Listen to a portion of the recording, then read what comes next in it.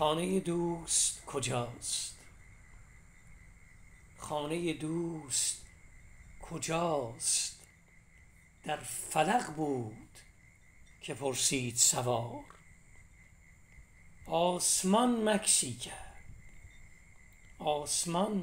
مکسی کرد، رهگذر شاخه نوری که به لب داشت به تاریکی شنها بخشید و به انگشت نشان داد سپیداری و گفت: نرسیده به درخت کوچه باغی است که از خواب خدا سبزتر است و در آن عشق به اندازه پرهای صداقت آبی است.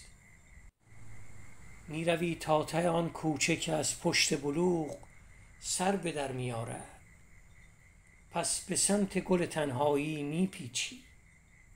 2 قدم مانده به گل پای فواره جاوید اساطیر زمین می مانی و تو را ترسی شفاف فرا می گیرد.